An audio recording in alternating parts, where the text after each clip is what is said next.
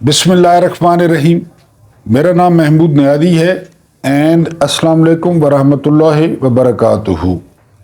आज मैंने सोचा कि अपने मोहतरम नाजरीन के सामने अपने जर्नैलों की लिस्ट पेश करूं जो पाकिस्तान बनने के बाद हमारे लोकल चीफ थे और उनके बारे में थोड़ी थोड़ी मालूमात आपके गोश गुजार करूं ताकि जो नौजवान नस्ल है उनको अपनी तारीख का और ख़ास कर अपनी फ़ौज के बारे में वो पता होना चाहिए।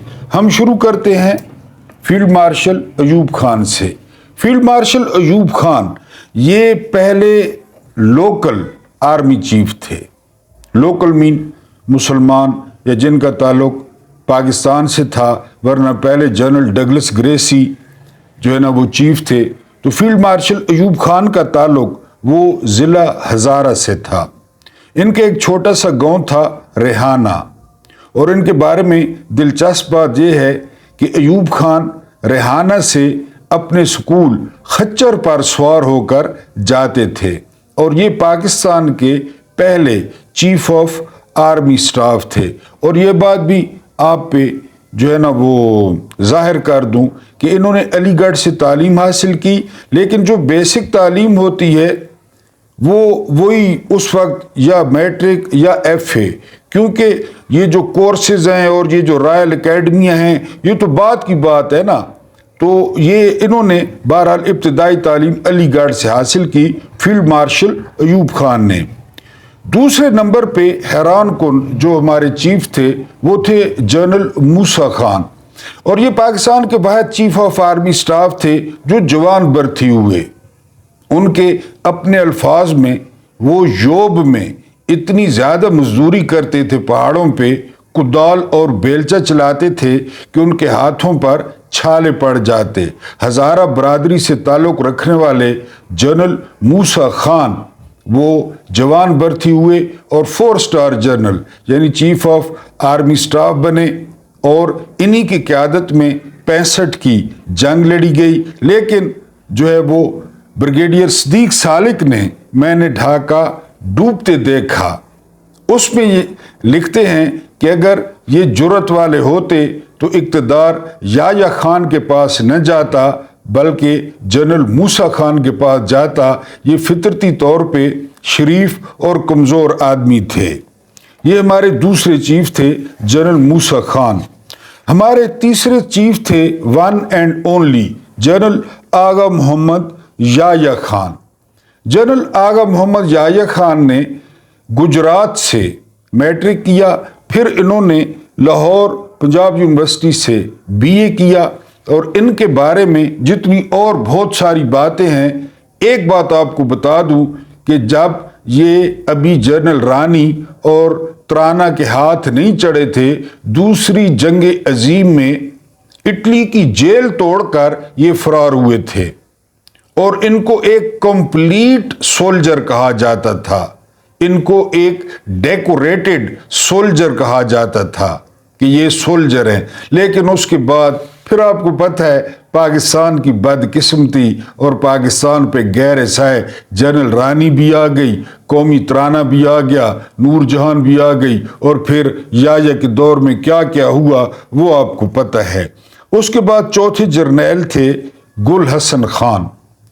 यानी गुल हसन जो है इन्होंने 12वीं जमात पास की थी और इंडियन मिलिट्री एकेडमी में इम्तिहान में ये फेल हो गए थे, फिर दूसरी ट्राई में ये कामयाब हुए। लेकिन इनके बारे में जो सबसे मशहूर बात थी वो ये कि उस वक्त फ़ौज में इनके साथ का न कोई हॉकी प्लेयर था न कोई बॉक्सर था। इनके साथ बॉक्सिंग करने का मतलब अपने जबड़े से हाथ धोना था, क्योंकि ये जबड़ा तोड़ देते थे। ये पाकिस्तान के चौथे चीफ ऑफ आर्मी स्टाफ थे। उसके बाद भुट्टो साहब के बहुत प्यारे जनरल टिक्का खान। जनरल टिक्का खान ने बंगाल में कहा था ऑपरेशन सर्च लाइट के दौरान कि I want Bengal not Bengalis, kill them bastards. Tikka Khan Bhutto साहब के बहुत करीब थे اور بھٹو صاحب نے ان کو افواج کا سربراہ بنایا۔ اس کے بعد جلندر کے ایک ارائن اور بہت غریب جو ہے وہ باپ کے بیٹے، ان کے باپ کے بارے میں کہا جاتا ہے کہ وہ انڈین آرمی میں میسوں میں باجا بجایا کرتے تھے، جنرل ضیاء الحق۔ جنرل ضیاء الحق نے جالندھر سے جو ہے وہ تعلیم حاصل کی تھی، پھر فوج میں بھرتی ہوئے، لیکن بہت غریب پس منظر رکھتے تھے جنرل ضیاء۔ جنرل ضیاء کا طیارہ کریش ہونے کے بعد پڑھے لکھے جنرل پاکستان کے وہ تھے جنرل اسلم بیگ۔ جنرل اسلم بیگ جو ہے وہ شبلی نیشنل کالج سے گریجویٹ تھے اور جنرل ضیاء الحق کے بعد یہ پاکستانی فوج کے چیف آف آرمی سٹاف بنے۔ اب ایک اور جو ہے وہ منفرد چیف پاکستانی افواج کا وہ تھے جنرل آصف نواز جنجوعہ۔ چکری جہلم سے ان کا تعلق تھا، سینٹ میری راولپنڈی سے انہوں نے تعلیم حاصل کی تھی اور پاکستان کی ہسٹری کے واحد جنرل تھے جن کو جاگنگ ٹریک پر ہارٹ اٹیک ہوا اور ان کا انتقال ہوا۔ یہ یونیفارم میں تھے اس وقت، اور انہوں نے کراچی میں MQM کے خلاف بڑے مہلک قسم کے آپریشن کیے تھے، جن میں ایک پکا قلعہ جو آپریشن بہت مشہور ہے وہ بھی جنرل آصف نواز نے کیا تھا۔ پھر حسب معمول جنرل آصف نواز کے نواز شریف کے ساتھ تعلقات بگڑے جس طرح نواز شریف کے بگڑتے ہیں، اور تاریخ میں یہ وہ جنرل ہیں جن کو پہلی دفعہ کسی وزیر اعظم نے رشوت دینے کی کوشش کی تھی، اور وہ وزیر اعظم بھی one and only Nawaz Sharif تھے۔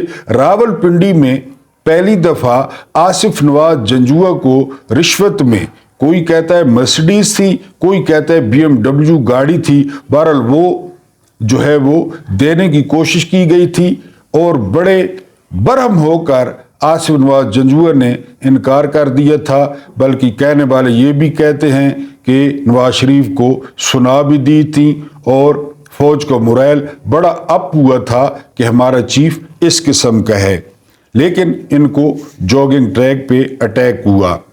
جنرل وحید کاکڑ، جنرل باجوہ کے بارے میں کہا، جنرل باجوہ سے پوچھا گیا تھا کہ وہ پوری ہسٹری میں اگر کوئی اپنا پسندیدہ چیف بتائیں تو کس کا نام لیں گے؟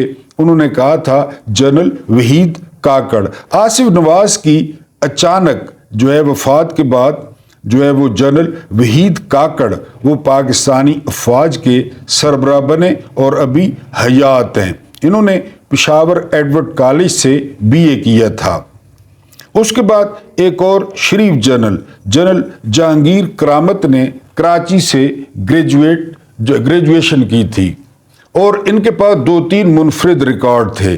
پہلا منفرد ریکارڈ یہ تھا کہ PMA میں جب یہ تھے ایبٹ آباد میں تو انہوں نے درخواست کی تھی کہ ان کے ساتھ ان کی ماں رہے، وہ ان کا سارا کچھ کرے۔ ان کی درخواست منظور ہو گئی اور جنرل جہانگیر کرامت کے ساتھ ان کی ماں رہنے لگی۔ پھر جنرل جہانگیر کرامت کو سورڈ آف آنر ملی۔ پھر جنرل جہانگیر کرامت نے کوئی سیاسی بات کہہ دی، بات اتنی غلط نہیں تھی لیکن نواز شریف کا کروفر آسمان پہ پہنچا ہوا تھا، تو جہانگیر کرامت نے وہ استعفیٰ دے دیا، اور افواج میں جس طرح آصف نواز جنجوعہ واحد جرنیل تھے جن کو ہارٹ اٹیک ہوا یونیفارم میں، یہ واحد جرنیل تھے جہانگیر کرامت جنہوں نے استعفیٰ دیا اور گھر چلے گئے۔ بعد میں یہ امریکہ میں ملازمت بھی کرتے رہے۔ جہانگیر کرامت کے بعد جنرل پرویز مشرف، دلی اردو سپیکنگ فیملی سے ان کا تعلق تھا، سادات فیملی سے، اور یہ ہجرت کر کے کراچی میں آ بسے تھے، اور پرویز مشرف پڑھے لکھے تھے۔ پرویز مشرف نے MA پولیٹیکل سائنس بھی کیا تھا، اور پرویز مشرف نے لاہور سے MSc میتھس بھی کیا تھا، اور پرویز مشرف کا سارا بچپن ترکی میں گزرا تھا، کیونکہ پرویز مشرف کے جو باپ تھے وہ سفارتکار تھے، لہذا مشرف بھی ان کا سارا جو بچپن اور لڑکپن تھا وہ ترکی میں گزرا۔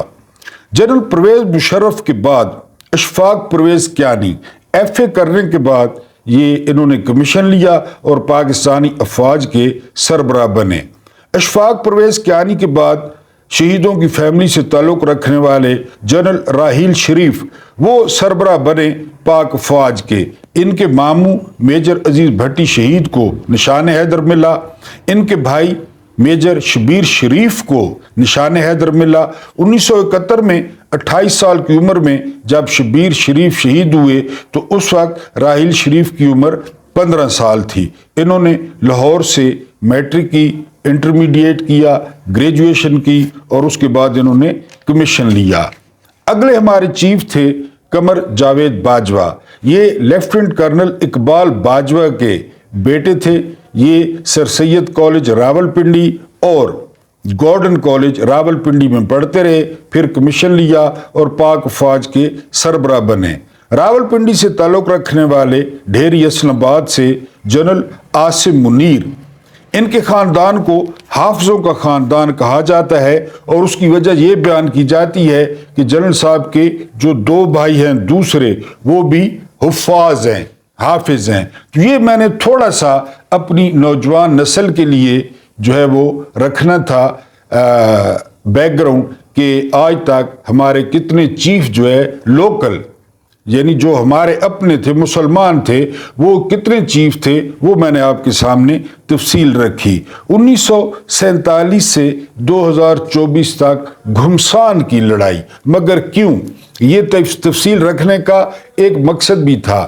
میں نے ایک ویلاگ میں بتایا کہ پنڈت جواہر لال نہرو جو بانی تھے انڈیا کے، انہوں نے تمام آئین کھڑا کر دیا اور خاص کر جو انہوں نے کام کیا وہ کام یہ کیا کہ انہوں نے سیولینز اور ملٹری کے جو اختیارات تھے ان کو تقسیم کر دیا کہ یہ سیولین اختیارات ہیں، یہ ملٹری کے اختیارات ہیں۔ آج سے کچھ عرصہ پہلے آپ نے سنا ہوگا کہ ایک ہی قلم کے ساتھ جنبش قلم مودی نے انڈیا کتنا بڑا ملک ہے تمام کنٹونمنٹس ختم کر دیے اور یہ کہا کہ یہ جو ہے نا وہ گوروں کی نشانیاں ہیں اور کوئی کسی نے چوں نہیں کی۔ ظاہر ہے سیولین سپرمیسی ہے، تمام کینٹس یا کنٹونمنٹس وہ مودی نے ختم کر دیے۔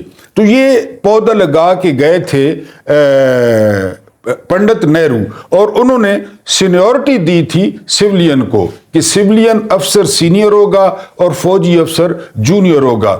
اب ہم یہاں آتے ہیں 47 سے لے کر اور 2024 تک ایک گھمسان کی لڑائی ہے جو جاری ہے اور وہ لڑائی ذاتی ہے۔ آپ کہیں نا پاکستان کے لیے، لوگوں کے لیے ہے، نہیں، وہ ذاتی ہے۔ میں تھانے دار ہوں، مجھے 4 تارے لگے ہوئے ہیں، یہ کہتے ہیں ہم ووٹ لے کر آئے ہیں۔ جو آئین ہے وہ بھی بھٹو صاحب ڈنڈی مار گئے کہ جی آپ اپنی مرضی کا جو ہے نا چیف بنائیں۔ کبھی 4 جرنیلوں کو ڈراپ کر دیا جاتا ہے، کبھی بھٹو صاحب نے خود ضیاء صاحب کے دور میں کہا جاتا ہے 7 جرنیل ڈراپ کر دیے، ان کا کیا قصور؟ یعنی سینیورٹی بیس ہو، اگر جو جرنیل سب سے سینئر ہو، جس طرح سپریم کورٹ ہے، سپریم کورٹ کا جو سب سے سینئر جو جج ہوتا ہے وہ چیف جسٹس بن جاتا ہے۔ ابھی جنہوں نے چیف بننا ہے ان کو ابھی پتہ ہے کہ انہوں نے کب چیف بننا ہے، ایک تو ان کا ذہن تیار ہوتا ہے۔ لیکن 73 کے آئین میں کہ جی کسی لیفٹیننٹ جنرل کو اب جو ہے وہ چیف بنا دیں، اب وہ جرنیل بھی اس چکر میں کہ میرا نام ہے، سیاستدان بھی اپنی سہولت دیکھتے ہوئے آپ یہ سن نہیں رہے لندن پلان پہلے دن سے کہ یہ لندن پلان کے تحت سارا کچھ ہو رہا ہے۔ گھمسان کی لڑائی جاری ہے کہ جی ہم وارث ہیں اور ہم وارث ہیں۔ بہرحال پوری دنیا میں تو سیولین وارث ہیں اور وہ سیولین جن کو قومیں ووٹ دیتی ہیں کہ ٹھیک ہے جی آپ ہم پہ حکمرانی کریں، آپ ملک چلائیں۔ ابھی 8 فروری کو آپ کے سامنے ہے، یعنی گھمسان کی لڑائی جو میں کہہ رہا ہوں، ایوب خان، فاطمہ جناح، پھر یحییٰ خان اور پھر بھٹو، پھر ضیاء صاحب اور پھر بھٹو، پھر مشرف اور پھر نواز شریف، پھر جو ہے وہ پرویز کیانی اور زرداری، پھر جو ہے نا باجوہ، عمران خان۔ آپ دیکھ لیں گھمسان کی لڑائی جاری ہے۔ اپنی ڈومین میں کوئی نہیں رہتا، اپنی ڈومین میں کہ جی ہماری یہ ڈومین ہے، ہم نے یہی کام کرنا ہے، ہمارا یہ کام ہے بس۔ یعنی وزیر اعظم حوض جانے ہماری بلا سے اور اس کی پالیسیاں جانے، ہمارے ذمہ تو یہ کام ہے۔ اور وزیر اعظم بھی ادھر جا کر کے وہ جی میزائل ٹیسٹ کر رہے ہیں، جو بھی کر رہے ہیں ٹھیک ہے کریں، ان کا جو ہے نا انہوں نے دفاع کو دیکھنا ہے، لیکن گھمسان کی لڑائی جاری ہے۔ افسوس اس بات کا ہے کہ یہ ذاتی ہے، یعنی پاکستان کے لیے ایک گول میز کانفرنس ہو، پاکستان کے جتنے بھی سٹیک ہولڈر ہیں وہ ایک گول میز کانفرنس بلائیں اور اس وقت تک وہاں سے نہ اٹھیں جب تک معاملہ سالو نہ ہو جائے کہ جی یہ آپ کی ریڈ لائن ہے اور یہ آپ کی ریڈ لائن ہے، یہاں پہ خبردار آپ نے کوئی بات کہی یا یہاں پہ آپ نے کچھ کہا، لیکن آپ ابھی آپ الیکشن میں دیکھ لیں، یعنی جب تک سکندر سلطان راجہ آدھی رات کو کسی سے ملنے نہیں چلے گئے، رزلٹس بہترین آ رہے تھے اور پی ٹی آئی جیت رہی تھی۔ لیکن اس بات کی بھی وضاحت کر دوں، میں جو پی ٹی آئی کے خیر خواہ ہیں، غم خوار ہیں، جو صورتحال سے پریشان ہیں، جو میری طرح کہہ رہے ہیں کہ فلاں ذمہ دار ہے فلاں ذمہ دار ہے، یہ میں وضاحت پہلے کر دوں، یہ فیصلہ بہت پہلے ہو چکا تھا۔ پی ٹی آئی 265 میں سے 265 سیٹیں بھی جیت لیتی نا تو ان کو اقتدار نہیں دینا تھا۔ یہ آپ جو ہے نا چل رکھیں، آپ چل کریں، یہی تو رو رہا ہوں کہ گھمسان کی لڑائی جاری ہے۔ پاکستان کہاں سے کہاں آ گیا، انڈیا کہاں سے کہاں چلا گیا۔ آپ کو ایک بار پھر یاد کرا دوں کہ 1 مارچ کو اسٹیٹ بینک کے مطابق پاکستان کے جو ریزروز ہیں وہ ہے 8 ارب، اور 1 مارچ کو انڈین اسٹیٹ بینک کے مطابق انڈیا کے پاس جو ریزروز ہیں وہ ہیں 625.3 ارب ڈالرز، 8 ارب ڈالرز 625.3 ارب ڈالرز۔ اور جو ہفتہ گزرا پچھلا ہفتہ، اس ایک ہفتے میں 9 ارب ڈالرز کا ان کے ریزرو میں اضافہ ہوا، ہمارے ٹوٹل 8 ارب ڈالر ٹوٹل پڑے ہیں۔ آئی ایم ایف کا وفد آیا ہوا ہے اور وہ ہمیں گھیسیاں کروا رہا ہے، گھیسیاں سمجھنے والے سمجھتے ہوں گے، گھیسیاں کروا رہا ہے 1 ارب ڈالر کے لیے، اور ان کے ایک ہفتے میں 9 ارب ڈالر بڑھے۔ تو فائدہ کس کا ہوا؟ اب لڑتے رہیں گھمسان کی لڑائی، آپ اپنا ترا اونچا رکھتے رہیں کہ ہم وہ ہیں، ہم ماچو مین ہیں، ہم سپر مین ہیں۔ یہ گھمسان کی لڑائی جاری ہے بالکل۔ اس میں جو ہے نا وہ فیصل وارڈ استعمال ہو رہا ہے، اس میں سلیم صابی میزائل استعمال ہو رہا ہے، اس میں سہیل وڑائچ پیتے کے منہ والا ایک جو ہے نا بیلسٹک میزائل استعمال ہو رہا ہے۔ ان کے اپنے میزائل ہیں وہ استعمال کیے جا رہے ہیں۔ ملک کدھر جا رہا ہے، لوگوں کی کیا صورتحال ہے؟ گوبھی 180 روپے کلو ہے اور سیب 400 روپے کلو ہے، کھجور 400 روپے کلو ہے۔ ان 25 ارب کیڑے مکوڑوں سے ان کو کیا؟ یہ گھمسان کی لڑائی جاری ہے۔ جس جناح ہاؤس پہ وہ ڈرامہ کیا جا رہا ہے 9 مئی کا، اس کے بارے میں ایوب خان کو بتایا گیا کہ فاطمہ جناح نے کیس کر دیا ہے، تو یہ الفاظ ہے کہ اس بڑھیا کو 3-4 لاکھ روپیہ دو اور بھگاؤ اس بڑھیا کو، یہ ایوب خان نے کہا تھا۔ گھمسان کی لڑائی جاری ہے جی، میں تو کمزور آدمی ہوں۔ قیدی نمبر 800 اسی سے ریلیٹڈ آگے 804 سے اسٹیبلشمنٹ چاہتی کیا ہے؟ اسٹیبلشمنٹ یہ چاہتی ہے کہ آپ نواز شریف بن جائیں، آپ زرداری بن جائیں، آپ شہباز شریف بن جائیں۔ یہ میڈم میک اپ بانو نہیں بن گئی، یاد ہے نا کہ وہ راستہ مجھے آتا ہے سٹائل سے، وہ راستہ بڑا آسان ہے مجھے آتا ہے، حالانکہ باپ پیدا ہی اسی راستے پہ ہوا، جیلانی اور ضیاء کے گھر، باپ کی پیدائش وہاں ہوئی، یہ کہہ رہی مجھے وہ راستہ آتا ہے، وہ بڑا آسان ہے، اور پھر چپ کر کے وہ راستہ اپنا لیا۔ یہی راستہ آسان ہے نا، ہارو میر شرافت سے، صبح جیت جاؤ، نہ صرف جیت جاؤ بلکہ وزیر اعلیٰ بن جاؤ۔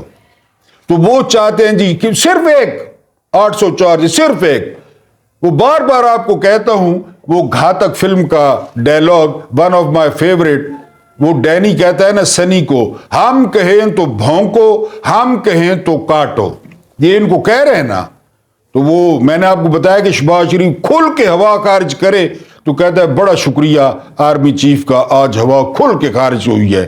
صبح آدھا کلو پوٹی کر دے، کھل کے پیٹ ہلکا ہو جائے تو شکریہ ادا کر دیتا ہے کہ بڑا شکریہ آرمی چیف کا، آج پوٹی کھل کے آئی۔ وہ کہتے ہیں یہ کام ہو، خان صاحب نہیں مانتے۔ یعنی ابھی انہوں نے سینیٹرز کا اعلان کیا، سینیٹرز کا، مراد سعید اور جاسمین راشد، اعظم سواتی، اس کے علاوہ جو ہے نا صنم جاوید، یعنی ان کا جو ہے نا نام کی ظاہر ہے ان کی پارٹی ہے، انہوں نے اعلان کر دیا، اب اس پہ اعتراض آ رہا ہے کہ آپ نے یہ ناموں کا اعلان کیوں کیا ہے؟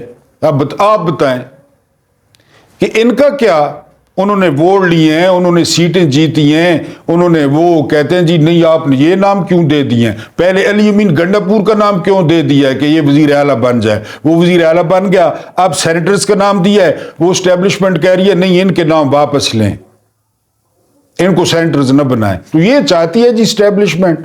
اب خان صاحب کی مرضی ہے کہ خان صاحب یہ ساری بات مان لیں، کمپرومائز کر جائیں، اور وہ یہ بھی چاہتے ہیں کہ واشنگٹن ہمارا مائی باپ ہے، اسلام آباد سارا چاہتا ہے صرف کہ وہی رودی رساں ہیں نعوذ باللہ، انہی کے اشاروں سے ہم کھاتے پیتے ہیں۔ اور کل پرسوں آپ کو بتایا ہے کہ پی ایس ایل کے ایک میچ میں کسی جوان نے من چلے نے فلسطین کا پرچم نکالا ہے، پولیس والا یقین کریں جس طرح کتا پڑتا ہے نا، کتا ہڈی پہ، اس طرح پولیس والا جھپٹ کے پڑا ہے۔ ظاہر ہے پولیس والے کو اوپر سے آرڈر ہوں گے کہ فلسطین کا جھنڈا نہیں دکھانے دینا، مائی باپ ناراض ہو جائے گا، ہمارے بزرگ ناراض ہو جائیں گے۔ وہ کہتا ہے جی کہ ہم کوئی غلام ہیں، بات تو ٹھیک ہے، 7,96,096 مربع کلومیٹر کا ملک ہے، ادھر کہنے کو اتنی بڑی فوج ہے، ادھر کہنے کو ایٹمی طاقت ہے، ادھر کہنے کو بہترین میزائل پروگرام ہے، لیکن تاڑ نہیں ہے۔ وہ یہ چاہتے ہیں جی کہ ہم جو کہیں چپ کر جائیں، اور جو مین بات آپ کو بتانی تھی کہ جی اب جو ہو گیا سو ہو گیا، چپ کر جائیں، ٹھیک ہے جی، ان کو چلنے دیں کیونکہ ہم لائے ہیں اور ہم اوتار ہیں، ہم اوپر سے اترے ہوئے ہیں، ہم لے آئے ہیں، لہذا یہ جو ہے نا، پھر آپ کو بتایا ہے، آپ کو داؤد خان کا انجام بتایا، آپ کو کمال پاشا کا بتایا، آپ کو اور ضیاء صاحب کا بتایا، اور وہ کل آپ کو بتایا کہ بچے ادھر قتل ہو رہے تھے بنی اسرائیل کے، اور جس نے فرعون کی لٹیا ڈبونی تھی وہ فرعون کے گھر پال رہا تھا۔ یہ پھر بندہ کس کو بتائے یا کس کو سمجھائے، یا پہلے کس نے جو ہے نا وہ سمجھا ہے، یا اب کون سمجھے گا؟ بہرحال قیدی نمبر 804 کو کہتے ہیں جی آپ کا سامان چوری کر لیا ہے، وہ سامنے پڑا ہے، آپ سامان کو دیکھتے رہیں، اب وہ آپ کا سامان نہیں ہے لیکن چپ کر کے بیٹھے رہیں۔ ہے نا مزیدار بات؟ ہم نے مینڈیٹ چرا لیا ہے، سیٹیں آپ کی تھیں، مخصوص سیٹیں آپ کی تھیں، الیکشن آپ 2/3 اکثریت سے جیت گئے ہیں، لیکن ہم نے یہ پالشی ہم لے آئے ہیں، یہ سٹوجز ہم لے آئے ہیں، ٹٹ پونجی ہم لے آئے ہیں، ٹوٹ ہم لے آئے ہیں، ان کو آپ چپ کر کے بیٹھیں اور یہ ملک کا بیڑا غرق کریں، مہنگائی کریں۔ ہم نے جو کہا ہے، ہم یہ کون ہے کوئی پتہ نہیں۔ اور ایک civilian D G I S P R ہے فیصل، آگے واوڈا، لیکن لکھنا جی سے چاہیے یا گاف سے، وہ میں نہیں بولتا۔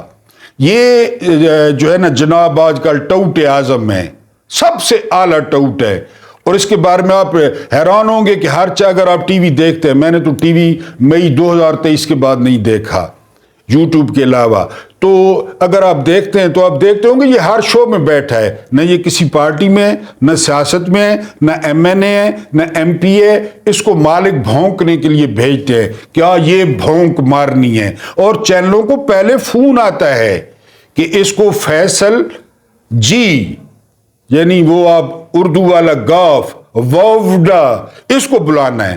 یہ کون سا رستو ہے؟ یہ کون سا آئنسٹائن ہے؟ قوم اس کے جو ہے نا فرمودات سے کہاں پہ فیض یاب ہوتی ہے، لیکن اوپر سے فون آتا ہے کہ یہ اس کو بلانا ہے۔ اس نے، اور یہ civilian D G I S P R ہے آج کل، یعنی میں نے بتایا ٹوٹ اعلیٰ ہے، ٹوٹ آدم ہے، اسی میں کچھ پہلے بھی نام آپ کو بتائے ہیں، تو وہ فرماتے ہیں کہ علی امین گنڈاپور رمضان کے بعد نہیں رہیں گے۔ نہ رہیں، کیا ہوگا؟ پہلے آپ نے کیا کیا ہے؟ نہ رہیں، علی امین گنڈاپور نے نیچے سے ہاتھ رکھا ہوا ہے، نہ رہیں، آپ جو چاہیں کریں، بالکل، لیکن آپ کو انجام بتا دیے۔ کربلا والوں کو بڑا منع کیا گیا کہ اللہ نے نہ پیغمبر کا خاندان، انہوں نے کہا نہیں نہیں نہیں ہم ذبح کریں گے، کیا۔ یہ وہ مشرقی پاکستان میں اگلے منتیں کرتے رہے کہ مہربانی کریں، ان کو مینڈیٹ دے دیں، مجیب کو وزیر، انہوں نے کہا نا نا نا نا، پھر کیا ہوا، ابھی بھی نہ کریں۔ اور دوسرا پی ٹی آئی والوں کے لیے شریفوں کی پارٹی ہے اور سب سے بڑھ کر پڑھے لکھوں کی پارٹی ہے، ان کو یہ چالیں نہیں آتی۔ انہوں نے ہر بندے پہ ایک بندہ لگا دیا ہے اس کو ڈی ٹریک کرنے کے لیے. یہ جو آپ پارٹی میں بے سکونی دیکھ رہے ہیں نا، اس کی وجہ یہ ہے انہوں نے ہر بندے پہ ایک بندہ لگا دیا ہے. آپ چل کرے، یہ اسی طرح کسی کا قصور نہیں ہے، اتنا یقین کرے. حالانکہ کل میں نے بھی ویڈیو کی ہے، پرسوں بھی کی ہے، کسی کا اتنا قصور نہیں ہے. یہ پہلے دن سے یہی ہو رہا ہے کہ ان کو کریش کریں، دیوار سے لگائیں، یہ ملک دشمن ہیں، یہ دہشت گرد ہیں، اور پورے پاکستان کا ٹھیکہ، پورے اسلام کا ٹھیکہ وہ انہوں نے لے رکھا ہے. مجلس وحدت المسلمین، ان کے ساتھ عمران خان نے اتحاد کرنا چاہا تو وہ جو گگرے والے نہیں ہیں، گگرے والے وہ آ گئے، جنہوں نے سر پہ ویسپے کے ٹائر پہنے ہوئے ہیں، جو ٹھیکیدار ہیں پوری امت کے اور اسرائیل کے سامنے بھیگی بلی ہیں. وہ بھی آ گئے کہ جی ان کے ساتھ آپ اتحاد کر رہے ہیں. یہ ملک ہے، یہ 1947 میں آزاد ہوا تھا. اللہ پاک آپ لوگوں کو آسانیاں عطا فرمائے، آسانیاں بانٹنے کی توفیق عطا فرمائے. میرے الٹے سیدھے ترچھے الفاظ سننے کا اور برداشت کرنے کا بہت بہت شکریہ.